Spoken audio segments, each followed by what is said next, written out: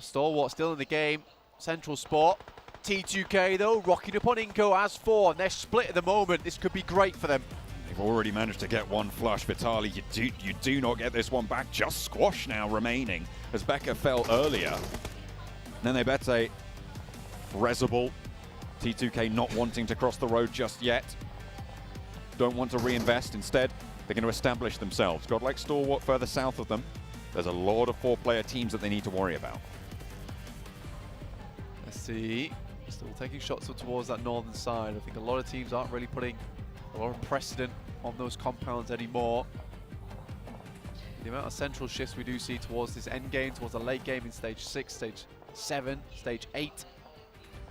It's likely at some point it will head back down over towards Stalwart, barring some crazy shift, but that's it. Down towards 4 AM, Buradam and Stalwart. Inco will have to leave, so will T2K. Still a decent result for Inco. Towards that top 5 once again. Godlike Stalwart really with a chance to get themselves in the game. Inco still a little bit lacking to take that top spot back from S2G to end their day. But either way, they will be right in that conversation for tomorrow, Blank. It's going to be real tight at the top. Yep. It's all but done here. T2K rolling on around now, want to take this fight. They paused it for a while. They allowed Inco to get back to full HP, but now they have shots through the windows from across the road and nades pouring in on the close range from the duo that they sent through. Rig on the back with 2 nades in pocket. Legend launching them in. Hopefully looking for the golden arm there. Wants to put another in the windows. Nenebete playing on that ground floor. Top floor position as well. Looks like Godlike Stalwart might have some angles onto the outside here. So T2K do need to be a little bit careful. They can't really afford to push too hard, but unless they're going to commit, there's already a knock onto their back line, and they do need to slow things down just that little bit. Godlike Stalwart making this really tricky. T2K wants to leave this position, but Inco knows just the same. They can stall this out for a long while, potentially even get a 4th place off the back of this one. Nenebete has to pull out something big, but the drop shot isn't quite there. How on earth did he manage to hold that one out? The push is good. Nenebete able to play around perfectly. And Squash looks for a second. T2K faltering. A 3rd goes down, and it's just Jane. It was all in the palm of their hand, and it slipped away. Inco playing as smoke. So difficult to catch. You just can't contain it. They rack up points. They move further in and deeper towards the top. They will try and fling themselves up to try and overtake S2G, but Squash going down leaves just Nenebete, a powerful player, sure. But what can he do from here? With nades pouring over the top, you've got to imagine this is going to be close to it for him. Jane looking for that revenge. That last bit of redemption he can give for the rest of his team. Already picked up Squash, so should have sightlines down towards Nenebete. That's Legend going down to the play zone, and Jane will have to move out from that outpost soon. Nenebete drops a lot of smoke, so we'll keep him in cover for a while, but Jane's got nothing left. It's not spraying in the right direction, and somehow, some way, Inco gives them the Uno Reverso. 4 teams alive, rather, 13 players. And Inco have picked up a whole bunch of points for their position. Nenebete, a star from the Brazilian region, giving them such a platform to play from. But now has it all to do against 3 full squads. Needs to play them off against each other masterfully. It's the only way this happens.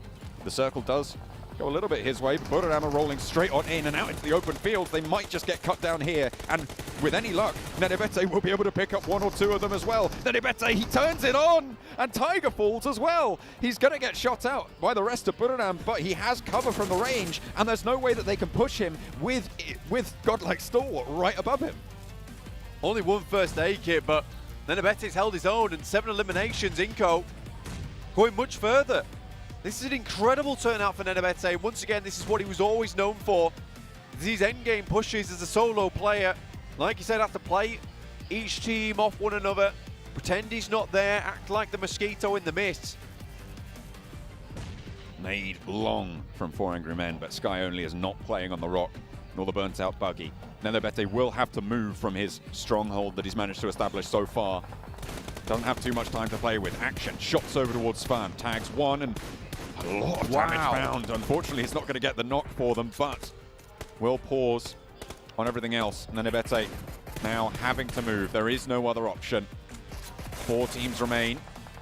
Maybe a miracle can happen, but you've got to imagine it's just not really very likely, even for a player like Nenebete. Managed to get a bit of a resupply going. Dropping it through. Smokes are there. Has got first aids back on board with the resupply.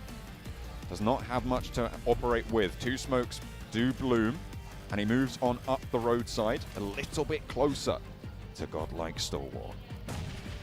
And Nade as well, he keeps on throwing them.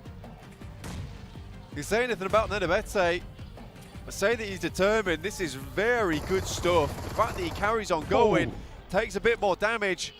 Well, first aid kit, that one up. I think that's the last one left for him. No, he's got 2 more behind actually there. He managed to get that resupply. He might just be able to get in the circle here, you know, John. The player that rocked up does need to shimmy a little bit further. You can see he's being ticked pretty heavily. There is a vehicle there that he can use as cover.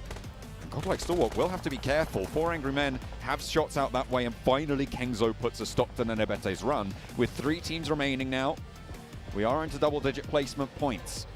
Godlike Stalwart, 4 Angry Men, and Buradam, who needed a strong performance. You said you wanted it. Max said he wanted it. This is a team that has shown up before. With 2 players, can they do it again? Kengzo was just so good, but Stalwart rocking up on top of 4 AM, who have an absolute stalwart hold over on this side. 1 casualty down, and it looks like Buradam's going to go for the third party, the massive third party, the Molotov. Everybody's burning. There's so many nades. Now just Good Xiao left remaining. 1 from Stalwart, 1 from 4 AM, and Buradam's looking to close this out. They might be able to just move through with a duo. Top launches another nade, wants to pinch away the points if he can. Ching-Chen going low on the bleed out. Good Xiao so low to it, but Sky Only is close. Wants to put the Molotovs in, but I think that might have dropped short. Down go 4 Angry Men, and now 2 versus 1. Godlike Stalwart picked up a load of those points, but 10 eliminations for Buradam. A chicken dinner at this juncture could put them back in the running if they can keep it together. 1 player now left. Top looking for the res onto action. In comes the roll down for Kengzo. Crashes into the vehicle, launches a teammate high, and Kengzo's good for 1. Top now, 1 versus 2, into the upside down vehicle. He's in they it. Spray around it. Kengzo, does he spot it? He does! And it is Buradam to light it up for the last game of day 2. Top trying to pull